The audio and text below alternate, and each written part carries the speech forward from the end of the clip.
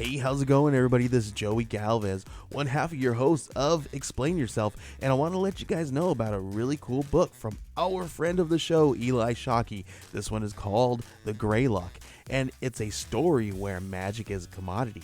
Potions are sold at corner stores. Orcs and dwarves earn a living in cubicles, not on the battlefields. But there are those who resist the house's magic's laws. Branded a criminal and forced to live as a wand for hire, there is a spell slinger they call the Greylock. Check this one out. You guys can pre-order issue 3 right now with code JAN241939, and make sure you guys are heading over to your favorite LCS and letting them know that you want Greylock number 3, and maybe pick up the first 2 issues. You could do that at the Scout web store. So make sure you guys are grabbing the Greylock number 3, JAN241939 at previewsworld.com.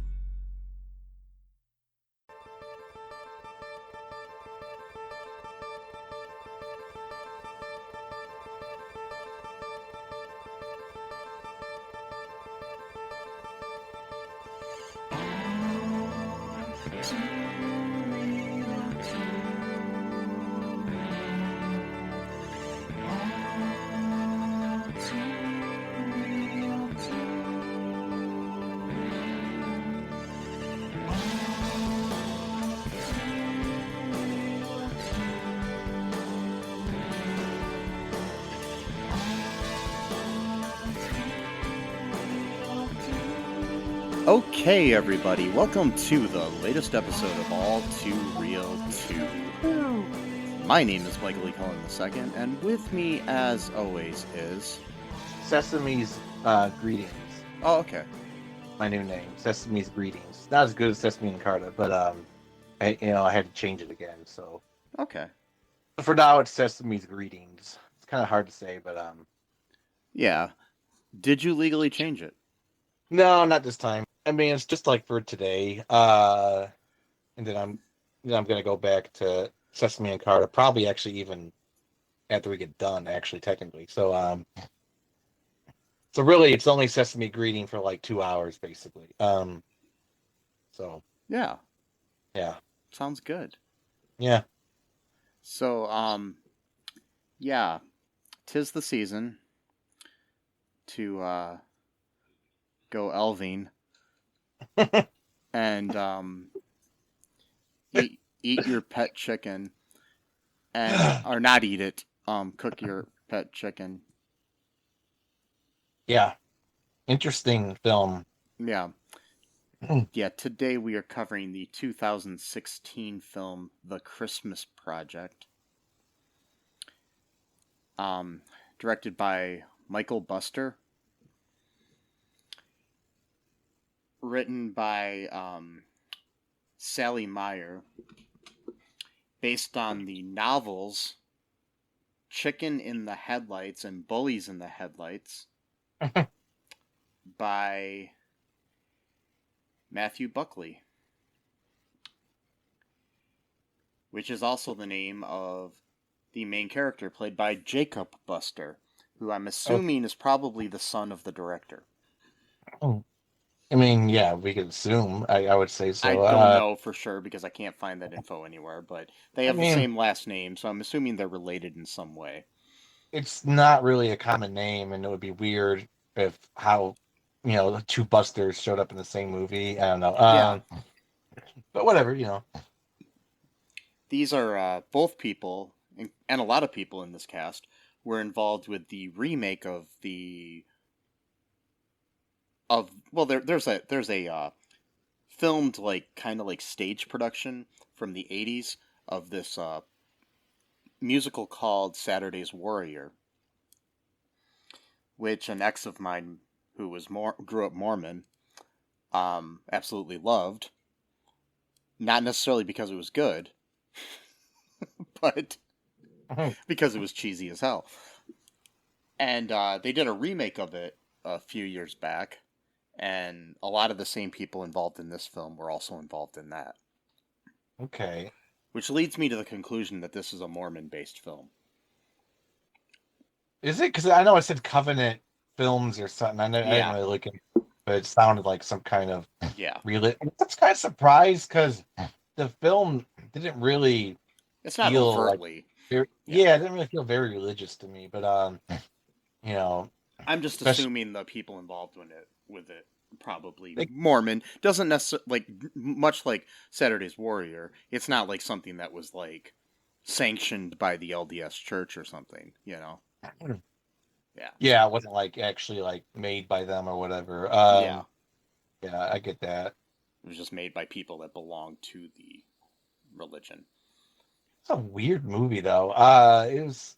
Yeah, it's We'll talk about. what's your initial reaction here? If I give it like I don't know, maybe 5 out of 10, maybe I don't know. It wasn't bad. It just wasn't. Just kind of boring. It was kind of too long, really. They kind of stretched it out. They could have made it. I don't know, maybe an hour and 15 minutes instead of an hour and a half. Or I an don't know. hour, or make it a half-hour sitcom. Or it could have been that. I mean, it could have been a short film, like a 50-minute, Yeah, 45-minute, something like that. Yeah, it was. They made it the length of like a regular movie, but it really didn't need to be that long. It was just kind of, I don't know. It had potential. It just kind of, it didn't have the it factor for me. It was just something was missing. For me, I mean, I would give it probably like maybe a 5 out of 10 as well. But it's kind of like it's like it wants to be a Christmas story, but it's not. And I don't even really like that film. So yeah, I mean, me either. It's I don't know, whatever. But I would watch that or even A Christmas Story 2. Oh God. Again before I'd watch this again. That one actually wasn't too, and then New Christmas Story is not too bad either. A Christmas Story Christmas is actually pretty decent. Yeah. That just came out this year. Mm-hmm. So anyways, this is like supposedly based like and it's kind of similar to the idea of A Christmas Story where you have narration. In this case, I think way too much narration from time to time. Yeah, it's a lot. Yeah. Like they're narrating things they don't need to narrate. Like we see it on the screen. You don't really have to tell us what's going on. But yeah, it's like one of those things where it's like when you have to explain what's going on, like or your emotion, like like sad. It's like, do you have to say the word sad? Like you couldn't just Oh, I do that all the time. Anytime I'm walking up to somebody, I'll be like, "Hi, my name's Mike. Happy." Wait, what? Yeah, exactly. See, that's how you express emotions. You just say the word, and then you just walk away or whatever. I walk into an amusement park. I'm like, I'm Mike, excited. Wait, so you're saying your name is Mike Excited? Yes. Yeah, it's my last name, Mike Excited. Yeah. Walk into a new job or something. I'm like, I'm Mike Nervous. Yeah. Mike Nervous. Yes. I also have a narration going on all the time too. Yeah. I carry a recorder with me and it just plays. It just like records your thoughts, yeah. Yeah, and then I play them back later. Sometimes it doesn't make sense. I'm in the middle of grocery shopping and all of a sudden it's like, I'm really nervous to talk to this girl. Like, what? Yeah, well, Wow. Okay, so I'm avoiding talking about the movie. Anyway, so the yeah, it's just painful. There's not a lot we can really say about this movie in certain ways. Anyway, so the basic premise of this movie, which is supposedly based on true story of Matthew Buckley growing up in the 80s, even though the movie aesthetic is like really hit or miss when it comes to representing the 80s. Oh yeah, they mentioned it at one point about the new Coke, but other than that, I'm like, I don't really see much. And it's like their clothing is attempting to look 80s sometimes. Sort of, yeah. And like the hairstyle of some of the girls and stuff. Mainly the girls only, though. Yeah, it's like, but like your main cast of the Buckley boys here don't really look like they're from the 80s. Yeah. Their clothing and everything. The mom, sort of. I mean, I know it's a low budget, and the further you go back in time, the harder it is to replicate it. Right. Even, you wouldn't think it. I mean, even if we were to make a movie right now that took place 20 years ago, it'd still be kind of hard to capture everything. But think about something that happened, 30 years ago or 40 years ago or whatever. Yeah. So yeah, it's like a little harder. And you got the right clothes, or at least design new clothes that look like, the old stuff or whatever, and all that stuff. Scenery, and make sure that you don't get brand new cars driving by. You have the whole like, which they litany did of at stuff. times. They did have some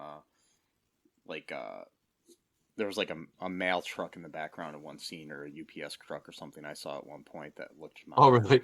Yeah, and there's like modern products here and there that they're using. I'm like, like groceries and whatnot. So I'm just like, okay. Yeah. But, it is what it is. It happens, yeah. The budget of the film, I did have it earlier, but I'll look it up and I'll find out what the budget was later. But anyways, so basically what we got going on here in the film is it's being narrated by Matthew Buckley as an adult. He, much like Ralphie Parker in Christmas Story, telling the story of when he was a kid around Christmas time. And sometimes he has fantasies. Mm-hmm. Just like Ralphie Parker. Yep. Okay. The thing we got added here is that we've got a whole big bunch of Buckley boys. We've got 4 of them total. They're doing all their normal, boys will be boys crap. And then I'm going to try to kind of skip like the nonsense of this movie, So yeah. Basically things start moving when we get to the point of there's a girl neighbor that moves in named Juniper, who 2 of the boys kind of seem to have a crush for. Yeah, both Matthew and Simon, his older brother. Yeah. Yeah, they're all named after biblical characters. Oh, I didn't noticed. notice that. There's Matthew and there's Simon and there's Peter. Oh. And yeah, I didn't notice that. Yeah. I noticed that as it went on. I was like, wait a second. Yeah, what was the other one? There was Matthew, Simon, Peter, and I don't remember all. John? Was it Jonathan? I got it. Let me pull up the cast here. We got okay. Yeah, John. Okay. Yeah, we got John, Simon, Matthew, Peter, and then the parents are Ralph and Pam. Well, those aren't biblical names. No. Oh, you don't remember the Book of Ralph? No, I don't. It's one of those apocrypha books, Yes. The ones that you could sort of read but aren't really officially part of the Bible. Only Mormons read it. It's one of it's one of Joseph Smith's chapters. The Book of Ralph. Book of Ralph. Wow. Sorry. No, wow. It does not exist. No, it doesn't. Neither does the Book of Pam. No, that's well, it does, but that was, he actually invented the Pam spray. Yeah, that's what I was going to say. It's just a book that gives you recipes on how to cook with the Pam. That's all it is. Yeah, it's just a book of recipes. And, sorry, I don't mean to be offensive to Mormons here. No, we're not making fun of Mormons. We're just making fun of the fact that their names are Ralph and Pam. Yeah. I think the teacher, wasn't her name Mary or something? And then there was a Mary was is the baby. Oh, at the end, yeah, the girl. Oh, baby, okay. Mary Buckley. Yeah. Okay. Yeah. So, anyways, we got this girl Juniper. She is the neighbor who they have a crush on. She a has new a neighbor. Yeah, she has a brother. His name. Oh, I forgot his name. Shoot, Yeah, I'm was it blanking on it. I'm trying to the look it up Bob? here. It wasn't Bob, was it? No. Let me see. Paul? Let me look up the cast here. Okay. Yeah, I'm trying to remember Yeah, we all these have. characters' names. Was it Bob?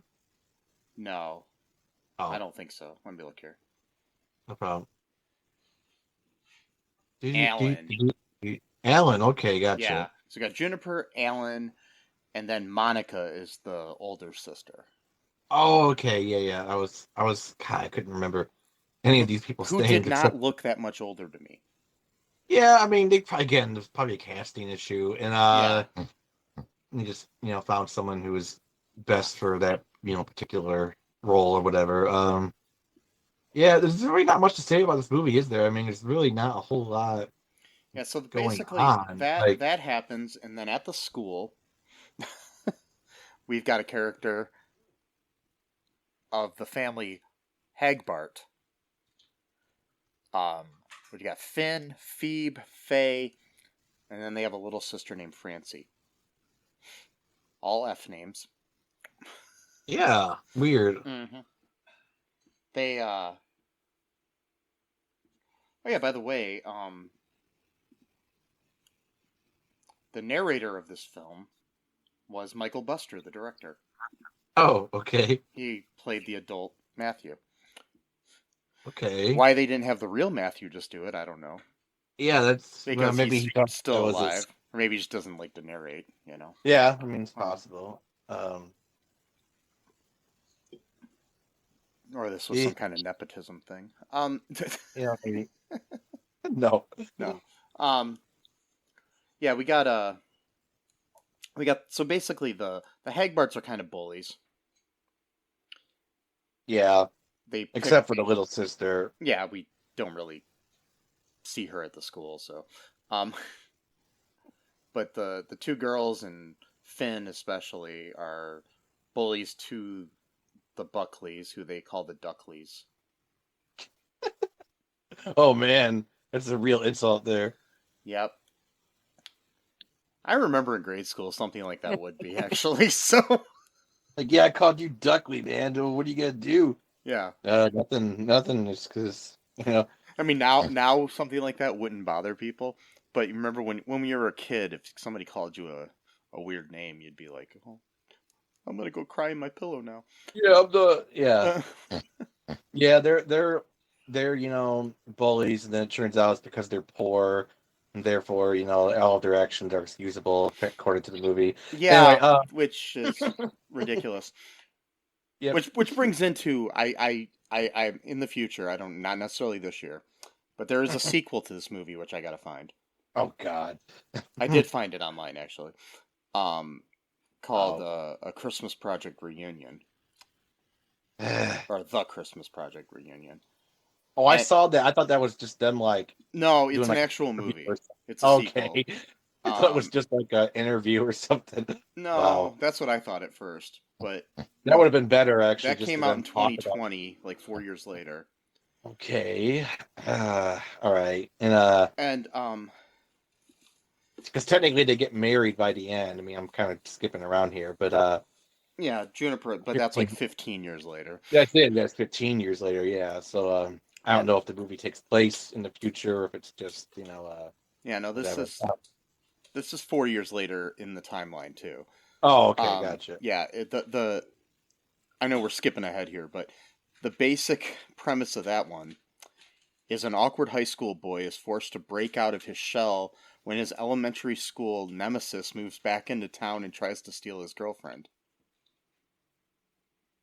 Okay. So Who? that the Hagbarts move back into town and Finn tries to steal Juniper. Wait, but they weren't a nemesis by the end of the movie. Anyway, Exactly. all right. That's why I'm Okay, like, what the fuck? maybe it's a new character. Maybe it's someone all No, it's him. different. What makes no sense? Or maybe it's the people at the end who moved in because they became bullies as well. No. I looked it up. Well, why would they do that? That's stupid. It's okay. Whatever. Fine. It disregards the thing. And then it looks like they got a little bit of a I don't know, bigger budget for the second one. It still looks the same, but you have Daniel Baldwin, as in Alec Baldwin's brother. Okay. Corbin Burnson, who was on Psych and L.A. Law and stuff like that. And Brian Bosworth, the former football player and actor and stuff. Okay. Are all in the movie. I'm like, they actually have like quote unquote name actors in it. Yeah, okay. I mean, whatever. So you just gotta ignore the canon of this great, franchise, the Christmas Project franchise, It's funny, according to IMDb, I mean, I'm sure his name's on there somewhere, but like, I don't know if it's based on any of the books that the first film was based on, because like Matthew Buckley's like name isn't even attached to the film anywhere. Oh, so I wonder if there is like some fallout where I mean, it's written by the same woman who wrote the first movie. Oh, okay. But his name isn't attached. So I'm building a whole theory about that. Yeah, cash grab. But I do. I mean, it's sad. I really want to see this movie though. Even though what's that? I don't. I know. My thing is I really do, just because I'm curious of how bad it is. So the I forgot to disregard the canon of this great franchise. I mean, we set everything up in the first movie, like Star Wars. You can't just, go back on it. I mean, it's not like it's, how, The Last Jedi was actually really good. Then they reverted back to the let's give the kids what they want kind of thing. We're not the kids. Let's give the. Are we comparing the Christmas Project to the Last Jedi?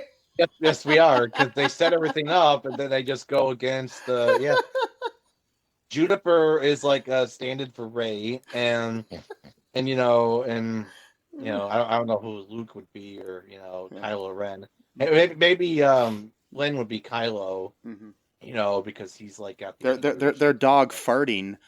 Is Chewbacca. Yeah, there we go. It's kind of racist against Wookiees, but Oh, I'm sorry.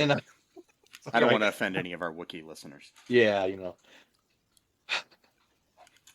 God, we're like really avoiding talking about this movie. Yeah, but that's another thing. Their dog is named Farting. Yeah, they named him because so now it sounds like, stop farting. Get it? Because they were like little kids and they thought it was like. And that was supposed to be funny, right? It was supposed to be. I don't know why, but just check. So I had a slightly different take on the movie. The plot. Let me just run it by you really quick. Okay. Let's see what your thoughts are about. Mm-hmm. But so I tagged it as a movie about an emotionally abusive mom who despises the gender of her male progeny. And desperately wants a female child, and thinks that wearing pink and drinking everything pink will somehow facilitate that. And then you have a. You mean that's not scientifically proven? No, and you have a weak-willed husband, but also an enabling husband who just allows her to be mean to the kids, except for Simon, who she for some reason thinks is better than all of them, so she treats him with favoritism. And then the dad, enables her, behavior, but then he, typical as a relationship, then he goes and then apologizes to, his children for enabling, their mother to be mean to them. And therefore he thinks that he could sort of absolve himself from sin by doing so. So, we got that dynamic going on. And then, and then, to further punish, her male children that she hates so much, is that she makes them, quote, go elving, which is where you give gifts or cookies or whatever to basically a poor family, and it happens to be the bully. So insult to injury, literally, because he gets beat up quite a bit in this movie by this bully. Yeah. He has to give him cookies as a reward for abusing him. So so we have that's the maternal main character there. I don't know what your thoughts are on my my perspective, but. My perspective is that this movie teaches the lesson that bullies are okay. Yeah, and as long as they're poor, they're poor, and it also teaches the lessons that if you are poor, then you are likely to be a bully. So yeah, so we got two great messages right there. Yes. This gives great lessons. Because all the good kids just happen to be with families that have lots of money. Yeah. Just so happens, But that's accidental. That's the other thing in the sequel, from what I've read. The Hagbarts become rich. Oh, interesting. Okay. Yeah. So what? Papa Hadrick's somehow strike it rich. He invented a. I watched the trailer, and Okay. he invents some kind of computer software for catalogs for Christmas time. They never said what his dad did for work, so I guess they could just say that, Yeah. I mean, they looked like they literally lived in like a dilapidated house, but I wouldn't. But his dad's a computer software programmer. I wouldn't necessarily get the vibe, but we never know. I mean, so maybe he was working on a big project the whole time. Maybe that's why it's called the Christmas project, because I was trying to figure out how is this a project. It's the original title of the movie was the Elving Project. Okay. So I think the whole point of it is this Elving thing. I mean, it did seem like the main thing. Yeah. So basically, every night, like the week of Christmas or something, they go and give these poor people stuff, and then watch them like stalkers from the bushes. Yes. As they get all excited about a gingerbread house. That they have to eat for dinner because they don't have any real food. It's like terrible. That's totally healthy too. Yeah, I know. Well, it's better than nothing. I know. I mean, save me. It's like Finn at one point. It's like, save me some. I know. It's like, God, like they didn't have school lunch programs back then. It was 80s. I don't know, but I don't know. Probably not. I don't know. This was Reagan era. But what's so weird about that though? Okay, is like, so I understand the whole like bullied kid, he gets bullied at home, so then he becomes a bully at school to get out his frustration. But like, it's like when he's at home, it's like a completely different personality. So it's like, it's not even like really like the stereotypical bully where like there's problems at home. Like the quote problem at home is just that they're poor. Like that's it. It's not like the dad's not like abusive, like. It's what I like to call that I learned in my screenwriting classes and through lots of diligent research over the years. It's something that I like to call bad writing. Yeah, it is. It is. Yeah. He's not mean to his sisters at all. He's super sweet to them. Not only that, his sisters look like they're like around his age or even older. At one point, they're like, he's going to get detention. They're like, he can't stay at the school. He's got to take care of Francine. It's like, you look like you're older than he is. Why can't you take care of Francine? The thing is, they're all in the same class, too. Yeah, exactly. So it's like, were they triplets? Maybe. They didn't explain that. Yeah, because they look like they're roughly the same age. But why is he the only one that can take care of her if they're the same age? Yeah, I mean, it's very weird. I know that sometimes girls tend to mature a little bit faster, physically than boys, but like they really did not look that much older than him. So like that's my meta theory now. They have to be. I mean, they're probably triplets. They have to be. That's it. Yeah. And I'm calling it. That's what it is. So but for some reason it's on him again. Maybe your theory is correct. That's a Mormon-made film, or at least Mormons made it because very strict on gender roles. He's the boy, so he has to take care of their younger sibling, apparently by himself. And I don't know what the two of them just. Yeah, but you think with the gender role thing though that they would make it that the girl had to. Well, yeah, but since he's like a protector role, I don't know, whatever. Yeah. And then, you're right though. They could have. Maybe that was the one gender stereotype they didn't want to go for some reason, just to make him have more responsibility on his hands. So throughout the movie, we have this kind of running gag that Alan Goodman, his name is Goodman. Anyway, you get it, Goodman, yeah. He keeps saying that he's like the ping pong champion, and he's the ping king. Oh my God. He talks about how he went to the White House and how he is an Eagle Scout, in middle school somehow. Which you don't get until you're like, I mean, I had a friend who was Eagle Scout. He didn't get it until he was like 18, whatever. Exactly. And then, most people are like that age when that happens. Yeah. So. Yeah, so he just made up all these things to try to make So he's a himself compulsive look liar. So we got a compulsive liar character in the Yeah, movie. he's also a You thief. know, he's a thief, yeah, Yes, as well. So it's interesting. but he's somehow a better person than the bully. Yeah, he is. And you got Juniper, who, yeah, like you said, Simon and Matthew both have a crush on, Yeah, and then yeah, her sister, was her Monica? yeah, Monica.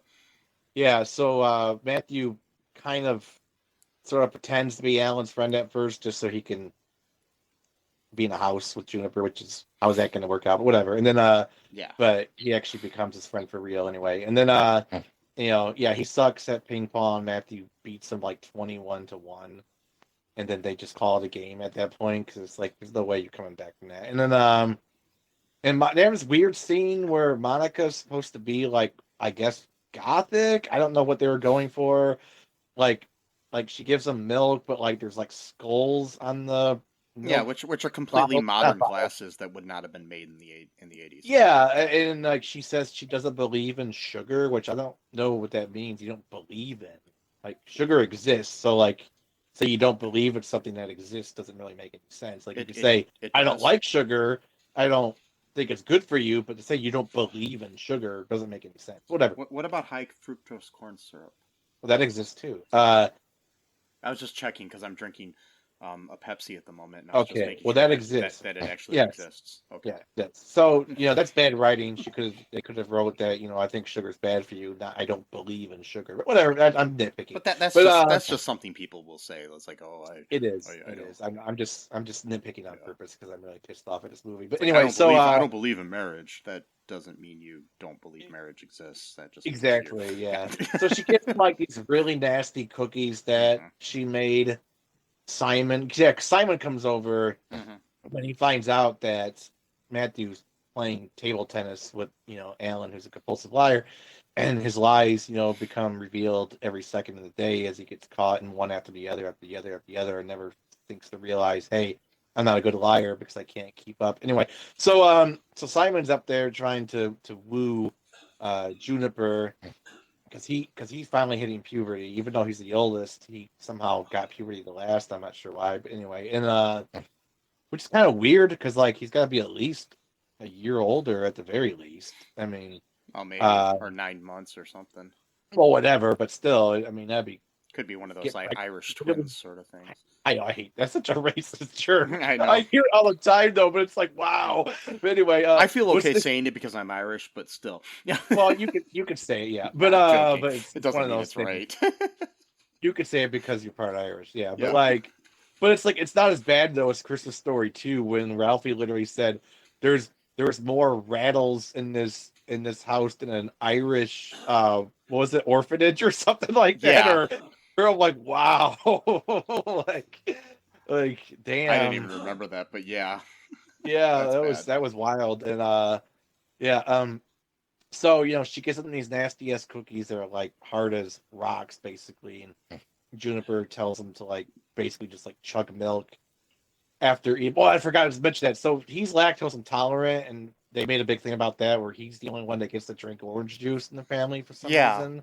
Okay, whatever. And then I guess because of the sugar issue or whatever. So yeah, he wasn't really paying attention. The whole, like almond milk craze and everything. So yeah. It was the 80s, yeah, and so he's not really paying attention, so he drinks the milk, and he starts eventually, the milk starts hitting him, and then he's like, oh, he's trying to like impress Juniper and stuff, and he's like sweating crap, and I'm like, Jesus Christ. And then so he has to go throw up or take a shit or whatever, and then yeah, then that happens. That was the whole scene. That was it. There's really nothing. And that was supposed to be funny somehow. It was supposed to be. It was supposed to be a gag, a literal gag, I guess. Yeah. But and they go home, and gets bullied some more by Flynn. Because every single day it's a new thing with him. And then Mama makes them go give him cookies afterwards. Like, oh, make sure you be nice to your bully. I mean, she doesn't really know. Well, she doesn't know because they're hiding the fact that they're bullies. They from got them. this no snitch policy, which doesn't really makes make no a lot of sense. Makes Yeah, no sense. it was like, okay, like I don't really understand your family dynamic here, but whatever. And then yeah, like where did this policy come from? Did the four boys decide on this one day, or did their I guess parents so, tell with them each that they don't other. snitch, or what? You know, It's one thing to not snitch on each other, like Yeah. because brothers, but like a bully, like why would you keep that policy for that person? Whatever. And then maybe it was like a whole which really masculine- worries me because if one of those kids gets molested, Yeah, well, that got really dark. But, I know, but I'm just saying. Yeah, I can't say anything because I'm not allowed to snitch. No. Hey, that is kind of a culture. If you kind of, if you establish Well, that, yeah. as your thing, yeah, that can kind of, go into darker territories, which you brought up. But it's like, oh, so- this kid at school killed somebody. I can't tell anybody though. 'Cause you I'm can't not allowed snitch. to. We don't snitch in this family. So we got literal bodies buried in the backyard. Basically. So there's this whole other thing I forgot to mention is that like the dad of them built like this pirate ship treehouse thing. Yeah, That's like a big part of the movie for some reason. Again, that doesn't really make any sense why, but and it's huge. it's just yeah, exactly. How'd they even build this? Whatever. And it's supposedly hidden somewhere that nobody can find. But yeah, somehow the Hagbarts found it because Matthew took Juniper to it. I don't but why get would how they that know? like when she was there, is there some kind of like bat signal that kind of like goes up in the air to tell you where it is? Like how does it have does Juniper have GPS? Or is it Juniper PS? It's like what She might, because her parents are always away for work. Maybe they're doing like really important tech work, in the 80s, to get GPS, up and running, so. And we know from the sequel that the Hagbart's dad is like a computer genius. So maybe maybe they moved in town because they were colleagues of Mr.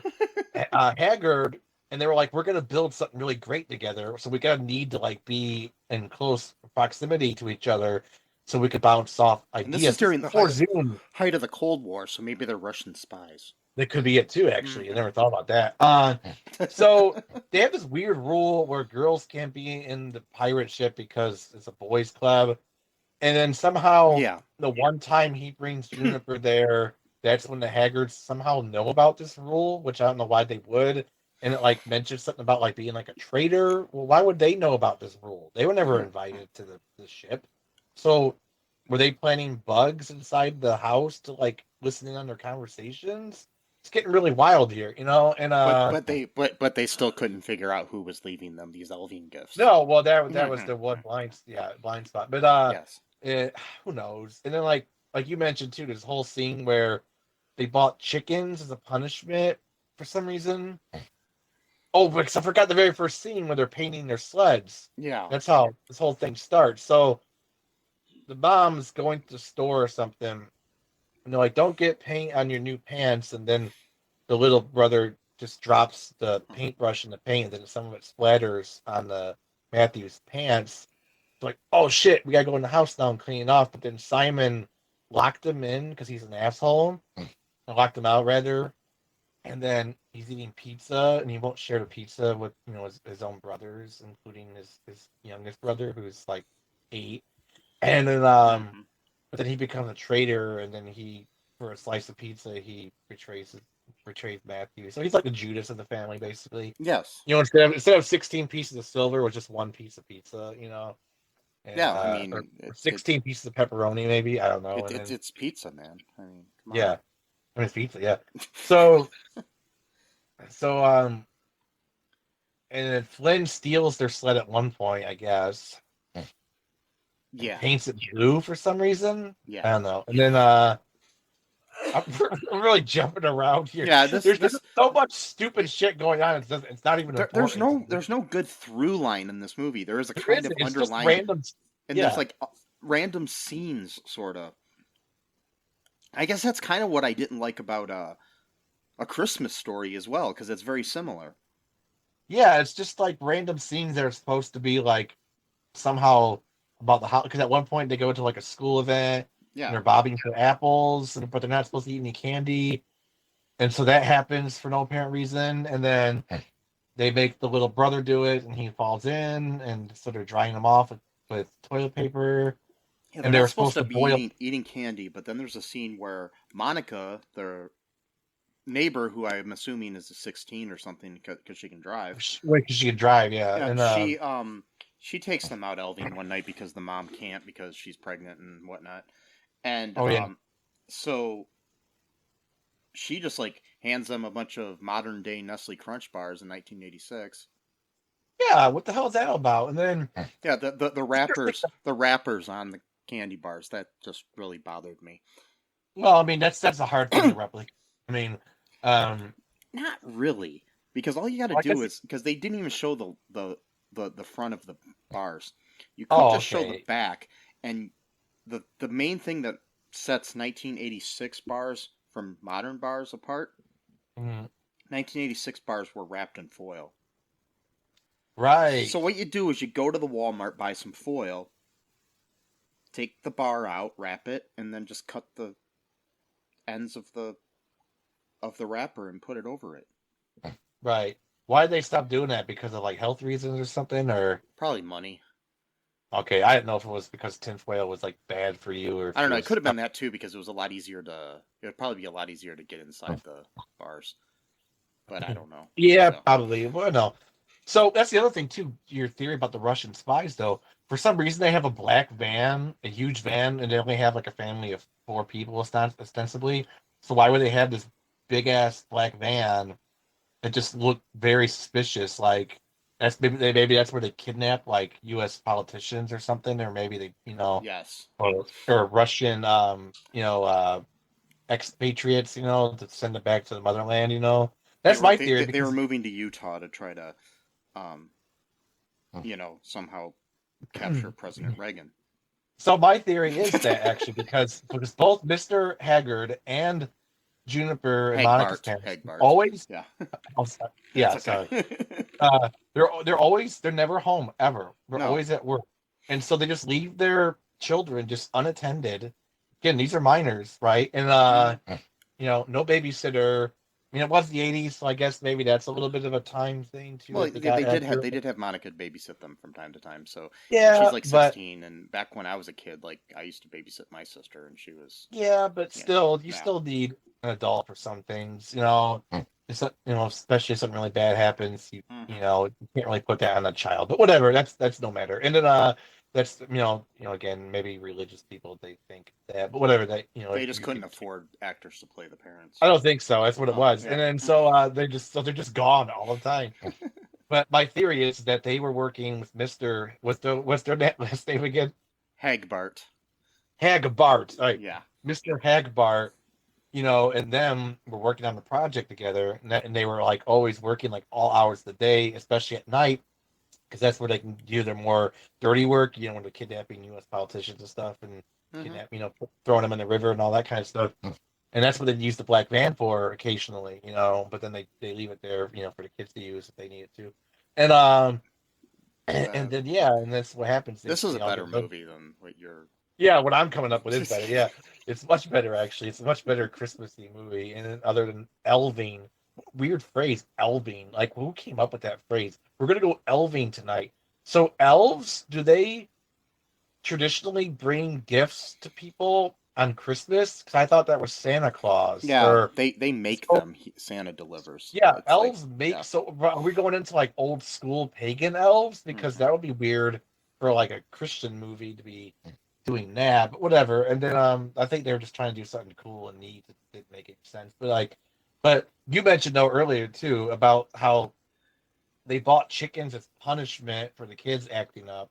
They have to clean up the chicken's poop for some reason, and Yeah. I don't know. And then but then the dad ends The, up the the one the killing. one kid, Yeah, the youngest one, I uh, think. it has basically taken the one chicken as his pet. So Rosie. Yeah. Rosie, they named her Rosie. Yeah. Mm-hmm. And so for Christmas dinner, they've got all their veggies and sides and all that stuff, and first before that happens, when he says something like, "Oh, anybody seen Rosie?" I knew it was coming. Yeah, me too. And then they serve a chicken for dinner, and everybody realizes that the chicken is Rosie. And he tries to convince his kids to eat their pet. That was a disturbing monologue. Yeah. Yeah. And then they end up just burying the chicken platter and all in the front yard or something. They buried it literally. I don't know why they had to bury the pot. Why they couldn't just bury the chicken. I don't get that, but whatever. And I mean, it makes no sense. But whatever. Oh, it's because then you can have that narration from adult Matthew saying, "And Mom's favorite platter is still buried under the ground to this day," which is stupid. It's not even funny. No. But what got me though was like, so he was asking if this is a store-bought chicken. So it's like, wait, so it's okay to eat a chicken that you don't know, but it's bad if it's Rosie? Like, oh wow, like I'm gonna save some of you, but some of you are going to the slaughter. Like that's kind of weird, but whatever. Very cognitive dissonance right there. But it kind of makes sense. I've known people that go through the same thing when they live on a farm. But yeah, it's just it go all the way or go no other way. That's for me, not my idea. But like don't be like a vegetarian for your pets. But then I could eat up a storm with any other kind of animal. Yeah, whatever. I understand emotional. Yeah, but that actually could be a good way to actually sort of make people vegetarians. Is where you actually have to like form an emotional bond with an animal. You're probably not going to eat it, because it's like your friend, and then but Dad over here doesn't believe in that. No, Dad's little lecture / motivational speech or whatever, he literally says that Rosie would want them to eat her and to find the best part of her to eat. Yeah. What? I had that same story told to me when me and my soccer team's plane crashed in the mountains at one time, and then we had to start eating each. Oh wait, that was a different movie, wasn't it? Yeah. What was it called? I don't even remember, but yeah, it was a true story too. So it was a soccer team. I didn't know that. Yeah, and then there's like also like. The TV show Yellow Jackets has something similar too. I mean, I don't know about the eating thing, but like about a plane crash with a soccer team. But these are girls. Geez. So yeah, but yeah. Oh yeah, I forgot the name of that movie, but I remember seeing it. So yeah, Dad is unsuccessful in trying to convince them to eat Rosie and claim that she would want them to eat her, which I don't think is remotely true.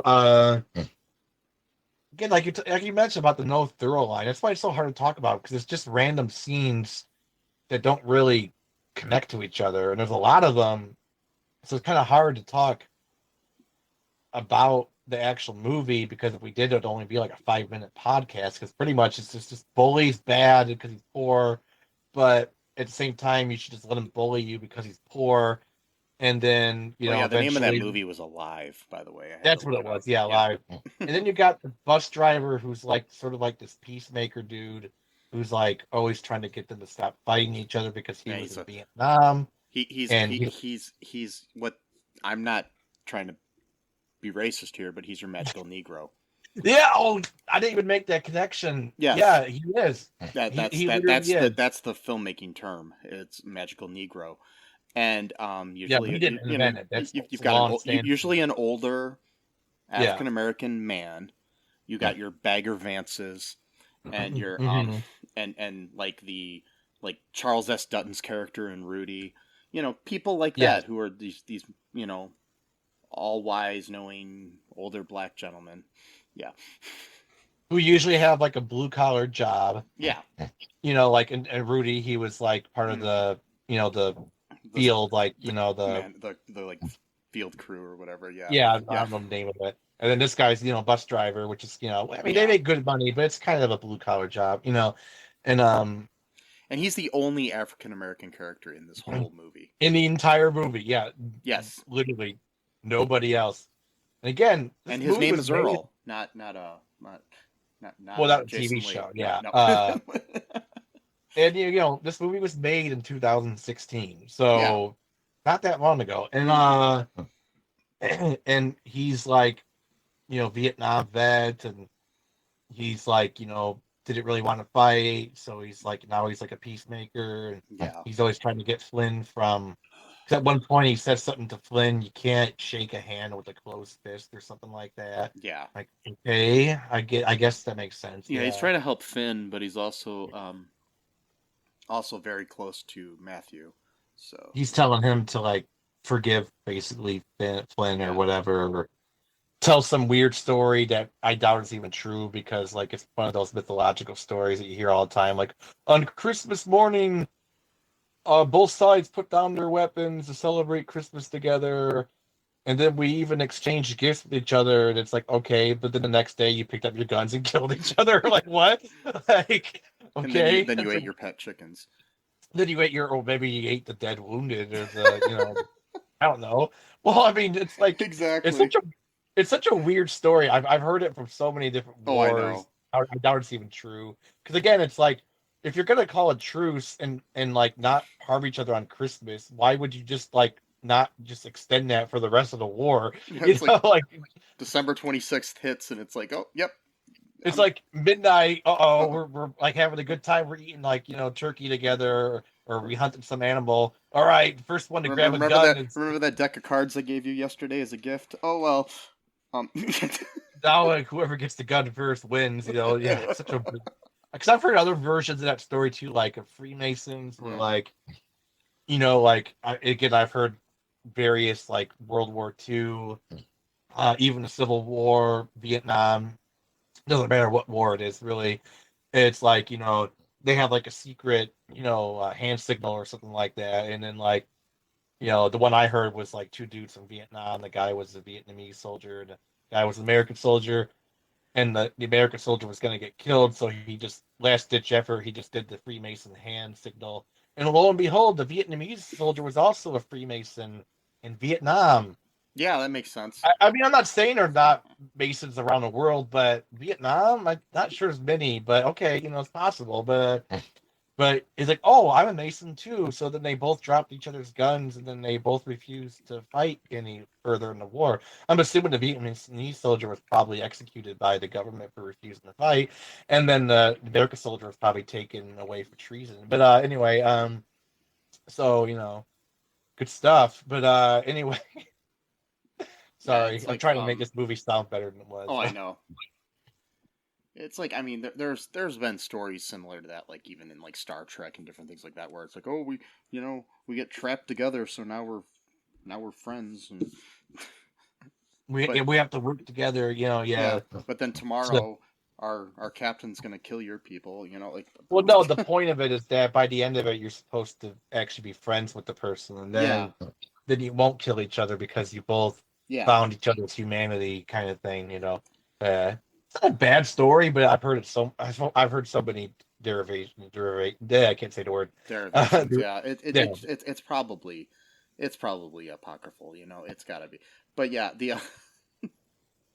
oh boy. But anyway, what else happens in this movie? Like, oh God, I mean, I don't know. Again, like you mentioned, it's just a bunch of scenes strewn together. yeah. So Uh, I think by the end we've got this situation where, so Earl basically gave a pen to Matthew that supposedly his father gave him, and told him to write, instead of fight, basically.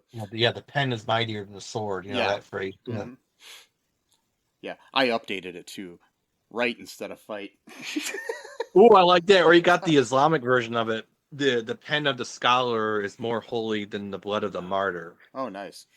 It was pretty much the same thing. Yeah. I mean, Mm-hmm. And so we've got the whole. He goes and writes one night he writes a nice little letter to Finn Hagbart, about his. I don't know what he wrote in it because I don't remember and I don't care. I don't think they ever said what it no, was. If they did, I don't remember it. But he basically wrote him a nice letter and ended up he was going to steal back his sled, but he ended up giving him the sled. But then later, for some reason, they give him another sled. Oh yeah, I forgot about that. Which I'm like, so you know what this teaches me? What's that? If I steal something, I'll get another one. Yeah. So there's lots of good lessons in this movie. Like, for example, so I'm going to go steal a car, and then on Christmas Eve, somebody's going to give me a car, right? Yeah, I mean that's how it works. Like you punish your children with buying them chickens for some reason, and then you kill one of the chickens that's the pet, and then you talk about how the chicken would want you to eat her, especially the best parts of her, which is kind of weird and creepy. And then if you're a bully, you get to get whatever you want. And then if you're poor, that means automatically means you are a bully. So no poor people are good, apparently, I guess. And then only rich people or well-to-do people are good. Okay, and the one African American guy in town is wise. Yeah, the one guy. Yeah.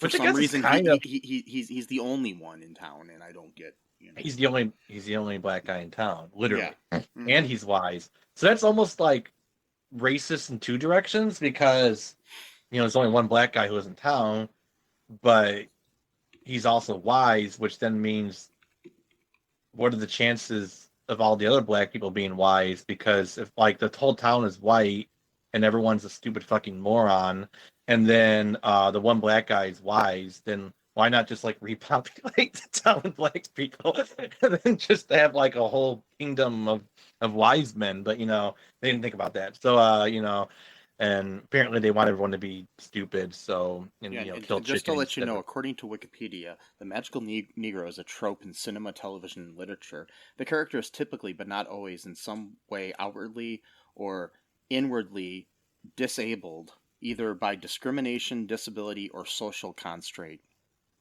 See, that's what I meant about like the blue collar type jobs. Like the Negro is often a janitor or prisoner.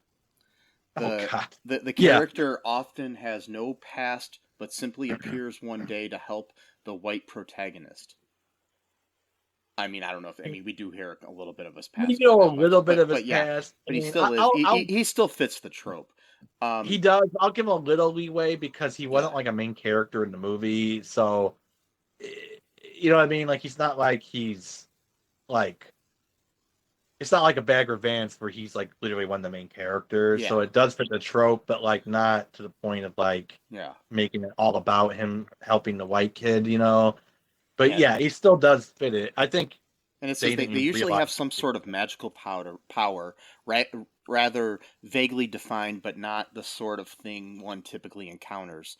So basically, like with him, it's his kind of like kindness and being able to calm down kids. And his wisdom and all that. The character is patient and wise, often dispensing various words of wisdom, and is closer to the earth, whatever that means. The character will also do almost anything, including sacrificing themselves to save the white protagonist, as exemplified in the Defiant Ones, in which Sidney Poitier plays a prototypical magical Negro. So anyway. Or also in what movie was it? The Green Mile. Yeah, that's another one they bring up. He's literally innocent. Everybody knows he's innocent, and they still execute him. It's like, what? Like, you got like Uncle Remus in the Song of the South, which is like big racist film, anyways. But you got I never seen that one. Never saw that one. It's out of print and been banned by Disney. Oh wow! So it was the basis for Splash Mountain. At Disney. Okay. Which they are now finally, redoing as a Princess and the Frog ride. That's right. I remember people going, "Oh, Disney's gone woke. They're getting rid of Splash Mountain. All my childhood memories are now destroyed." I love that. How was your childhood? You bring this up all the time, actually. Yeah. So I'm actually crediting you here, but so I'm not trying to take credit here, cool. but I always how was your childhood ruined by something that happened in the future when you're an adult? It's not. Is there a time machine going on where it actually goes back into your childhood and then it does something to you? What? The funny thing is these are the same people who will say separate the art from the artist. Right, exactly. Whatever they're defending the right winger, somehow it's always so. It's like or somebody that did something despicable. It's like I'm still supposed to be able to watch American Beauty and not be upset that Kevin Spacey's in it. Which, I mean, I can do. I mean, I'm fine with that sometimes, but it's just, it's still in the back of my mind the whole time I'm watching it. But, it's so I kind of because, understand like, that, there's certain, it depends, too, on how bad the stuff they did was as well, and, and lied about it or persisted, and all this kind of shit, and, but, like, I remember that, they're like, oh, man, my childhood is ruined. How is it ruined? You got to go on Splash Mountain and enjoy all the racism when you were a kid, so why is it not being racist now gonna affect the fact that it was racist back when you were a kid and you got to enjoy the racism? Which you shouldn't enjoy, but if you want to enjoy racism, you have a nice, fun memory, I guess, to go back on of enjoying racism. I mean, personally, me, I don't really think racism should be enjoyed, but if you're the type of person who wants that, I guess you can do that. But like, I would prefer, maybe you take a different path, but that, hey, I'm just a magical Caucasian here. So, more slightly modern magical Negro type characters are Morpheus in the Matrix trilogy. I guess. Well, that's according to Wikipedia. I was just saying, as well as the Oracle in those movies. We also have like you said John Coffey in The Green Mile, and to a point Rufus in Dogma. Dogma. Chris Rock's character. Yeah. Oh yeah. Yeah. I don't know. I mean, Wikipedia says that, but I don't know. I know. I'm just saying that to a point. I'm not saying that they're all. There's nothing cookie cutter about any of these. So. Yeah. Some aspects of those characters are. Yeah, I guess because with Morpheus it's a little bit more complex. Well, it's like the leader of the group, and Bubba and Forrest Gump is definitely one.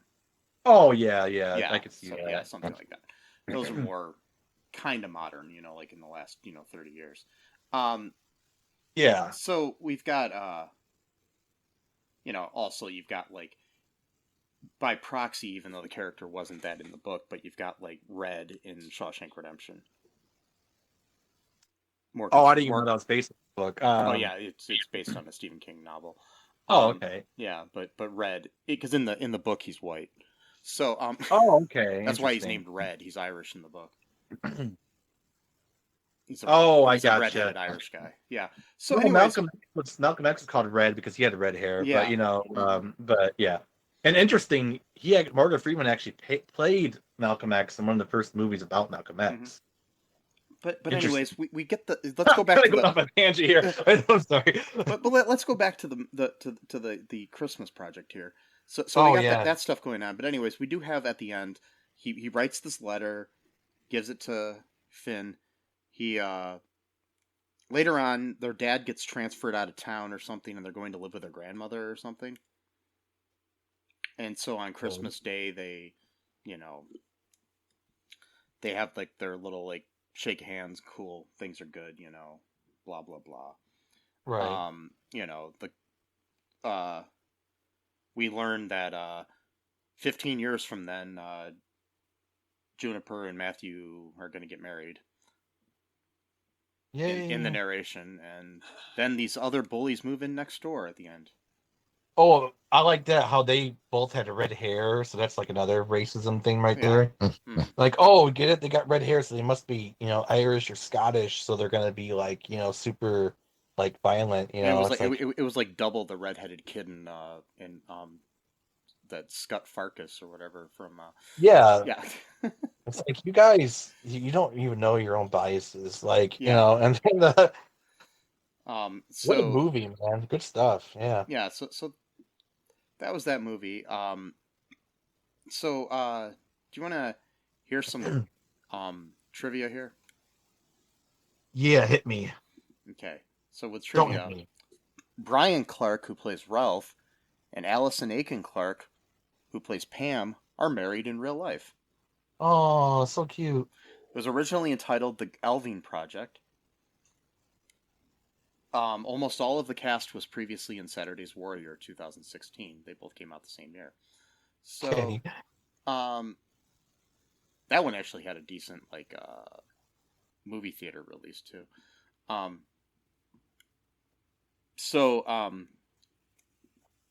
Normally don't do this, but this movie I needed to look at the goofs that they list on IMDb here. Okay. Anachronisms.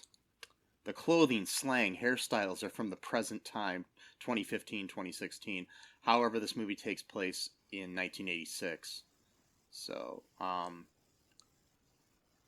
while Monica stops the van to pick up Matthew after Finn hanging up his underwear on the map, a modern-day UPS van can be seen driving by where the van stops.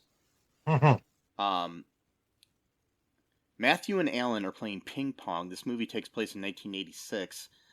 Ping pong tables did not come out until 1988. Oh. So, at least not commercially.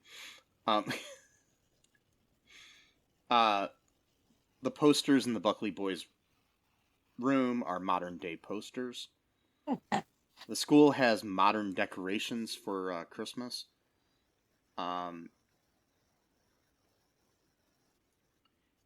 While Pete and John have to stay in the van while elving, Monica hands them Crunch candy bars.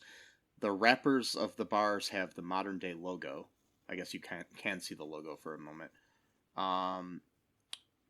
Yeah, that's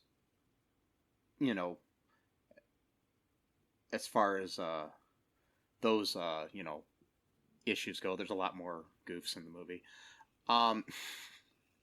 There's more goofs in this than there is in the Goofy movie. Oh, I'm bad.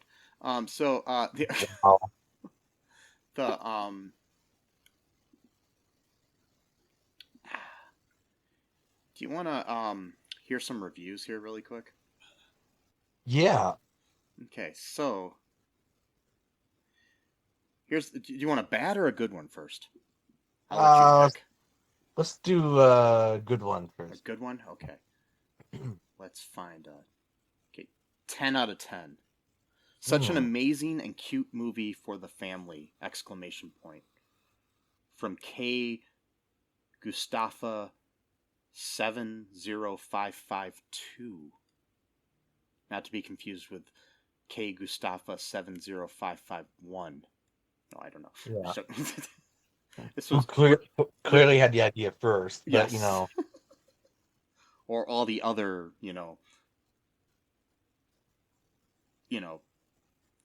70,550 some before. Anyway, so this is one of my favorite Christmas movies to watch every year. Now, mind you, this review was written in 2020, so they could have watched it like 4 times if they're watching it every year. Wow. But it's one of their favorite Christmas movies to watch every year. Okay. The kids do an amazing job with their acting. It is perfect to the time. Is it perfect to the time period? No. But they make up with it in the storyline and the humor. I love it more than I love A Christmas Story. It is a cute story about family, doing things for others, and learning how to walk in someone else's shoes. A story of first love and growth in a young man's life. It is beautiful, and I would recommend that everyone watches this heartwarming and humorous film with their family. It brings those warm feelings of childhood Christmas back to you with the amazing story.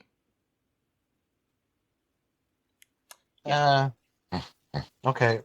I'm just wondering, what part this person had in the project. Like, were they in the cast? Did they write it? Did they? Yeah, exactly. Yeah. What did they? Yeah. Okay. Oh my God. Do you want a bad one? Yeah. Hit me. Okay. Frustrating. This is from ALEKS 36085. Written the same year as the other one, in 2020. This movie justifies teaching your kids that if someone bullies you, beats you up, steals from you, and destroys your things, that you should just roll over because their home life is bad. I don't care how sad that kid's home life is. If someone beats up your kid multiple times at school, you do something about it. Well, they don't know. That's the whole point. That's the problem. That's the problem because of the no snitching. Yeah. Oh, boy. Here's another bad one. OMG, the worst movie I've ever seen, which I don't think I would call it that. This was written by Dylan Van in December of 2018. The entire story was boring and was extremely cringy. There are many, many problems with this movie. For starters, the bad acting. The acting in this movie was just horrible. It seriously felt like a third-grade play. Everything was just so boring and creepy. Another problem with this film was how it was supposed to look like the 1980s. They seriously did not try at all to make it look like it was in a different time period. This was one of the worst parts of the movie. All the actors make me cringe so hard. Literally everything I heard the actors say made me shake my head so hard. Ugh. That was a horrible review, by the way, I think. Anyways. Yeah. No constructive criticism. Yeah. Anyways, there's a lot of good reviews for it, actually, but I'm not going to read it anymore. So, yeah. So, any final thoughts here? No, I think I would not recommend this movie personally. Yeah, but that's just me.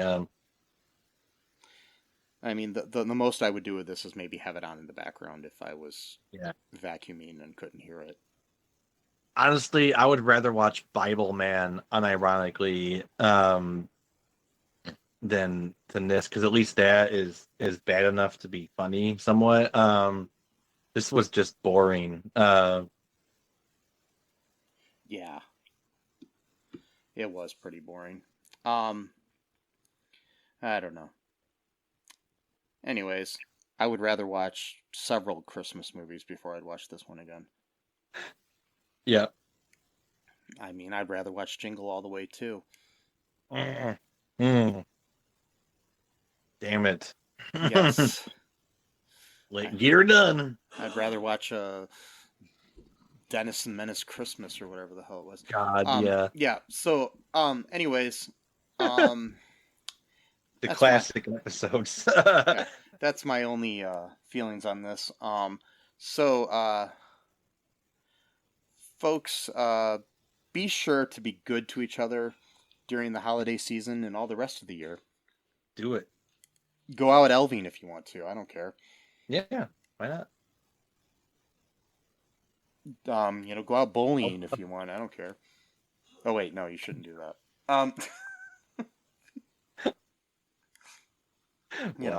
Steal somebody's sled, because you know what'll happen on Christmas Eve? You'll get another one. You get a new sled, yeah. Yes. And you don't got to give the other one back. You just get both. So yep. And you could sell one of them and maybe get some cash money. But if you're a good person, you will give the other one back. Yeah, but if you're Finn, apparently you're gonna forget your lesson 4 mere years later and move back to town and then try to steal someone's girlfriend. But, and if you want us to cover the other movie, let us know. We may cover it in a future episode. I may make Matt suffer through it. No, I'm joking. Yeah, I'll have to get drunk to read. No, kidding. Get some eggnog. And anyway, so the spiked eggnog, man. Yeah. So, anyways, go to our TeePublic, check that out. Check out our Patreon. Check out all2real2.com. If you go on there and share it with a friend, it's kind of like elving. It's worth their while to do it, yeah. Yes. It's that time of year. Buy your friends a t-shirt. Also, check out our social media. And like I said, be kind to each other. And remember that we love you. And bye-bye. Thanks for listening to All Too Real 2 podcast, a Cullen Park production. Produced and edited by Michael E. Cullen II. Music by Matthew Hawes. Subscribe and share the show. Visit us at cullenpark.com.